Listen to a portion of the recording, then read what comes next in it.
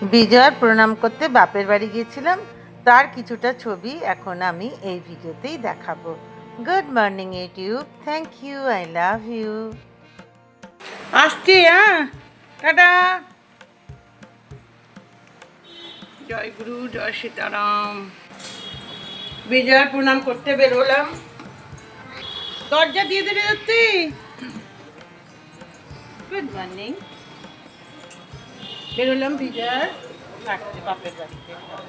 দেখাবো আজকে বাপের বাড়ির সব ছবি কেমন লাগলো দেখুন আপনারা কেমন। কোথায় যাচ্ছ? এই সেজে গুজে বলিস কেন, কেমন লাগছে সেটা তো বল।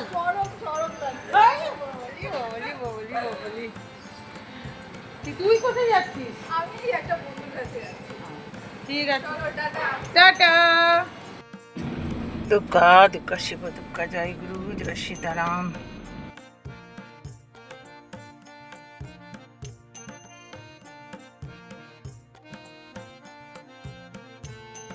হ্যাঁ, আমার ব্যাগ দাও। ক টাকা লাগবে? ক টাকা লাগবে? 20 টাকা। বাঁহাতে দিলাম ভাই, কিছু মনে করো না প্লিজ।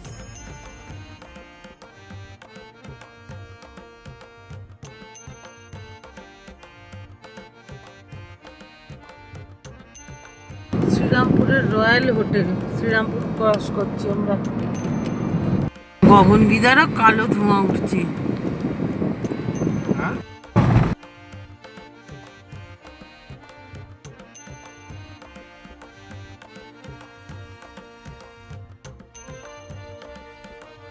আমরা এখন বৈদ্যবাটি ক্রসিং এ দাঁড়িয়ে আছি, সিগন্যালে আটকে আছি। বৈদ্যবাটি, এখানে 24 আওয়ার্স চা পাওয়া যায়। এখানে চা পাওয়া যায়। চায়ের অর্ডার দিতে গেলে ছানা আমার। চা খাওয়ালে একটা বিস্কুট খাওয়াস, হ্যাঁ? আমি কাজের কাজ করলাম না নেমে, দুধ ফুটছে, এখন চা দেবে না, সব এক এক করে ঢুকছেন। ই হা হা হা, মজাই মজা। চা পাওয়া যায়নি। কেমন? আমার কথা না শুনলে এমনই হবে। ডাব খেতে হয়, চা খেতে নেই।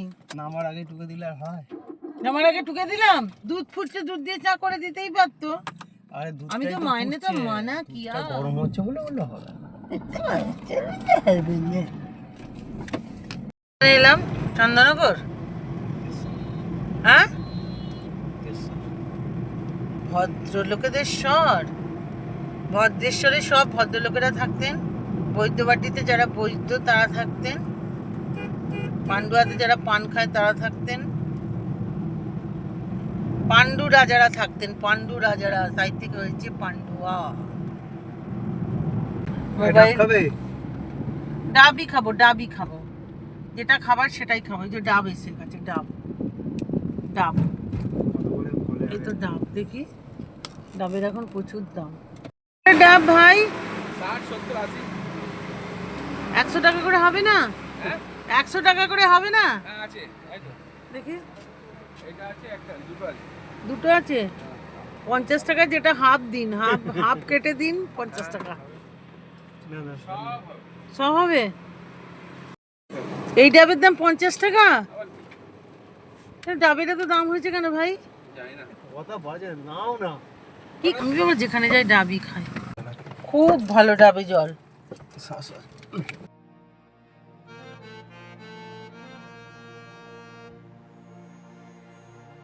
ওই গো তুমি, আগো তুমি দেখতে পাচ্ছি না তো আমি।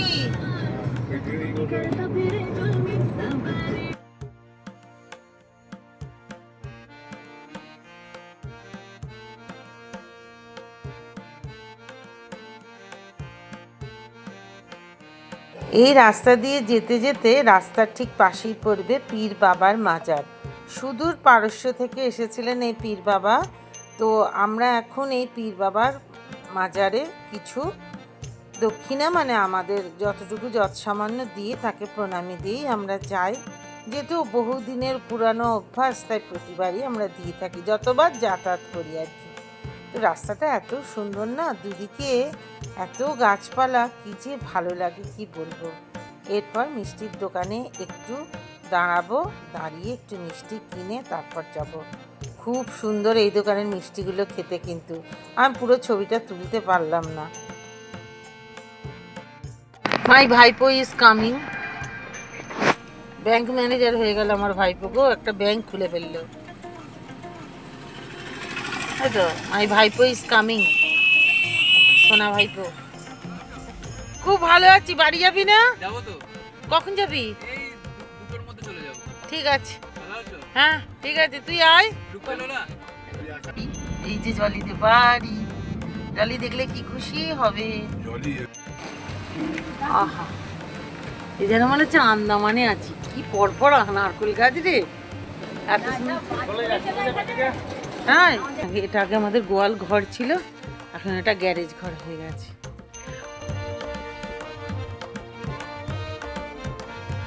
আমাদের বাড়ির আশপাশের অঞ্চলটা একটু দেখালাম। বেশ বড় বড় বাড়ি আছে, আবার ঘন জঙ্গলও আছে। সব মিলিয়েই আমাদের পাড়াটা ভীষণ সুন্দর। আমাদের এই একটা পাড়া, একটা পুরো পরিবার, সবাই কিন্তু এই একই ফ্যামিলির মানুষজন। বাড়ির সামনে ঢুকতেই আমার দাদার একটা ছোট্ট বাগান, দাদা পপিতা গাছ লাগিয়েছে। আমরা ভীষণ হাসি, দাদা এই পেঁপে গাছকে পপিতা বলে বলে। তো যাই হোক, আমার দাদার পপিতা গাছ এখানে বেশ বড় হয়ে গেছে। ছোট ছোট গাছের ছবি দিয়েছিল। পুজোর পর তো এবার শীতকালে নিশ্চয়ই অনেক পপিতা হবে।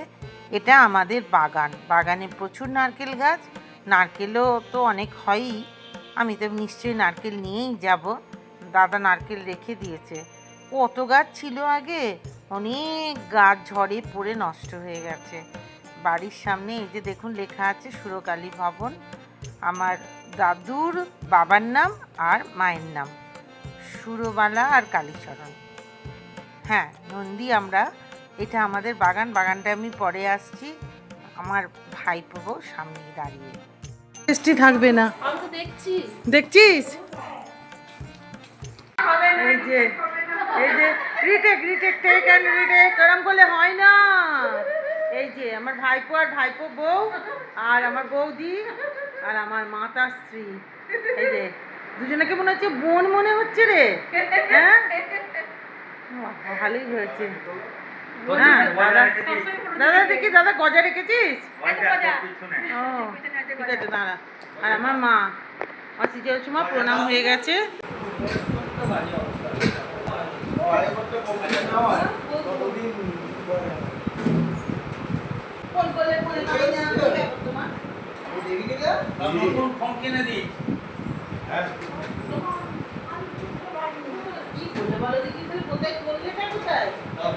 এটা খুলতো না, পড়লে বললে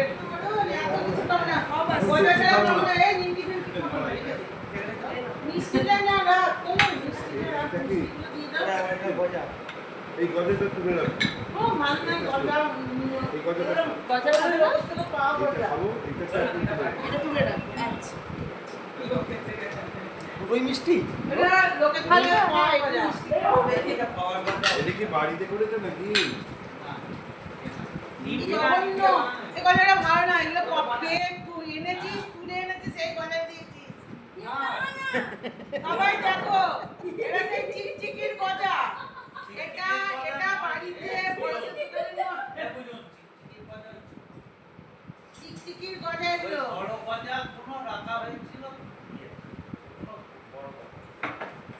আমি এগুলো রেখে গে মিষ্টি একদম ভালো নেই, সব মিলিয়ে কাটো। লোকজনকে মিয়ানো মারা খেতে দিয়ে চলো, এই চলে চলো, আমি মিয়ানো খাবার দিচ্ছি।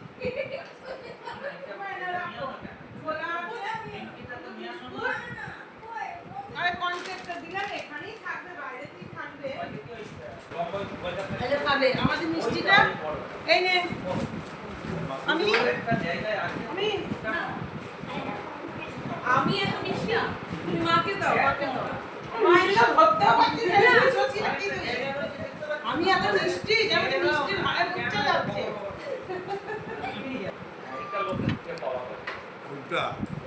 ওইখান থেকে দিল, আমি দিয়ে যাচ্ছি।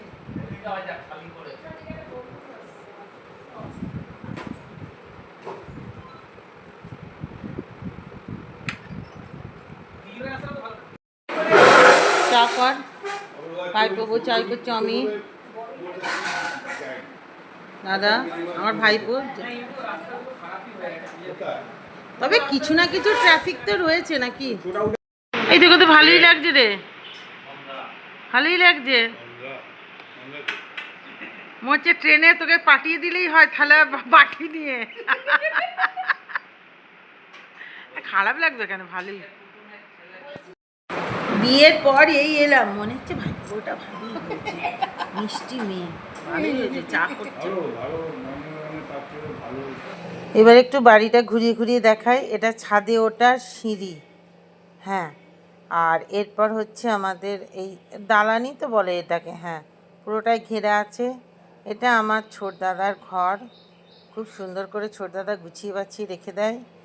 আমার বাবা, কাকু, দাদু, ঠাকুমা, ঠাকুমাকে আমরা লীলা বলতাম, দাদু ঠাকুমা। তারপর হচ্ছে মানে সামনেই এই ছবিগুলো রাখা থাকে। আমার বাবা, কত আদরের ছিলাম আমরা দুই বোন। আমার বাবাই মানে আমার মেজো কাকু আর আমার ছোট কাকু সবাই এখন একটা দেয়ালে উঠে গেল, ওরা সবাই চলে গেল। সত্যি এর মতো দুঃখ আর কিছুতে নেই। মামের ছবিটাও ভেতরে আছে, পরের বার যখন আসবো তখন মামের ছবিটা দেখাবো। ঘরের ভেতরে তো সেজন্য ছবিটা তোলা হলো না। এটা আমার ভাইপোর ঘর, কি অন্ধকার বাবারে বাবারে, কিছুই দেখা যাচ্ছে না। এটা বসার ঘর, যেটাকে বলে বৈঠকখানা ঘর। এখানটা এভাবেই রাখা আছে। কে যে বসবে বাড়িতে তার ঠিক নেই, এতগুলো ঘর কে যে কখন থাকে তার জানা নেই। তবে সবাই মিলে একসঙ্গে এলে বাড়ি একদম হই হই করে। এর পরের বার যখন আসবো তখন দেখাবো সবাই মিলে এলে যে কত আনন্দই না হয়, বাড়িটা তখন ভরে ওঠে। পুকুরের ওপরেই তো আমাদের বাড়ি, বাড়ি আর পুকুর একসাথে দেখলে মনে হয় তাজমহল। বাইরে থেকে দেখি দেখাতে পারি কি না। এই দেখুন সামনেটা কি সুন্দর লাগে, এত শান্তি। অনেক গ্রামই আছে, অনেক গ্রামই সুন্দর, কিন্তু আমাদের বাড়িটা একদম রাস্তার ধারে পুকুরের ওপর হওয়ার দরুন না বাড়িটার একটা বিশাল অ্যাডভান্টেজ, খুব শান্তির পরিবেশ। আর সামনেই পুকুরে টলটল করছে জল, কি ভালো লাগে না। ওফ, চাক্ষুষ না দেখলে ঠিক বিবরণ দিয়ে বোঝানো যাবে না যে কতটা সুন্দর। বাড়ির ভেতরে এটা কত বছরের পুরনো গোলাপ গাছ, কত স্মৃতি জড়িয়ে আছে। দাদা নারকোল। এটা হলো বাড়ির ভেতর, এবার বাড়ির বাইরে আমাদের বাগানটায় যাওয়া যাক। খুবই সুন্দর করে বাগানটায় তো ঘাস টাস পাতা টাতা ছিল, এখন দেখি গিয়ে কেমন আছে। হ্যাঁ, আগে বাড়ির সাথে ছিল বাগানটা, এখন বাগানটাকে আলাদা করে দিয়েছে। কি অবস্থা গোলাপ গাছ টাছের হয়েছে। পুরোই ক্যামেরাতে না, এই মোবাইল ক্যামেরায় কি আর পুরোটা দেখানো যায়? দেখানো যায় না। কি সুন্দর যে লাগে কি বলবো। কবে যে এসে দুদিন থাকবো আর বসবো বুঝতেই পারি না। সবুজে সবুজ একদম, মনে হয় যেন মিনি সুইজারল্যান্ড লাগে আমার কাছে। না, সুইজারল্যান্ডে বরফ পড়ে, এখানে বরফ পড়ে না, কিন্তু সবুজে সবুজ একেবারে। তা কি বলা যায় এটাকে, কিছুই বলার দরকার নেই। আমার দেশ, আমার গ্রাম, ভারতবর্ষ, এটুকুনি পরিচয়, আর কিছু বলতে আমি পাচ্ছি না। আমার বাড়ি, আমার শান্তির নীড়।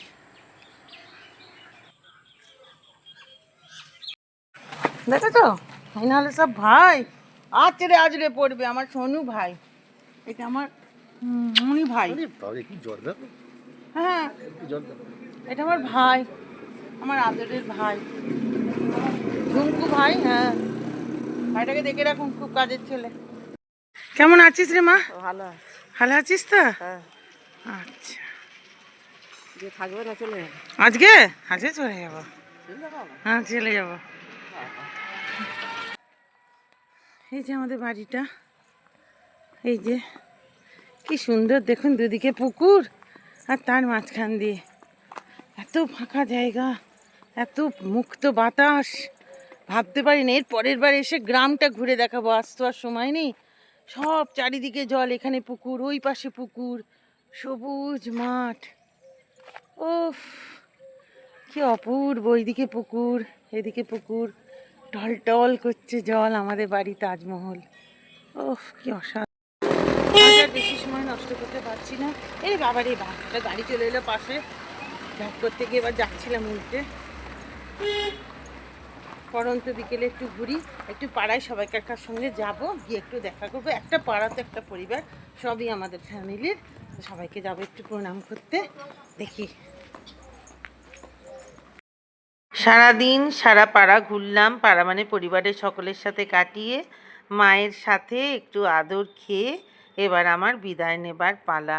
যাওয়ার সময় মনটা খুবই খারাপ হয়, না মায়ের তো ক্রমশ বয়স হচ্ছে, আর মায়ের শরীরও এখন সব সময় ঠিক যায় না, তাই খুব মনটা খারাপ লাগে।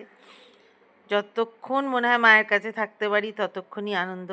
খুব যে দূরে বাপের বাড়ি তা নয়, এত কাছাকাছি হওয়া সত্ত্বেও আসতে পারি না। তবে ইচ্ছা রাখবো কয়েকদিনের মধ্যেই আবার আসবো।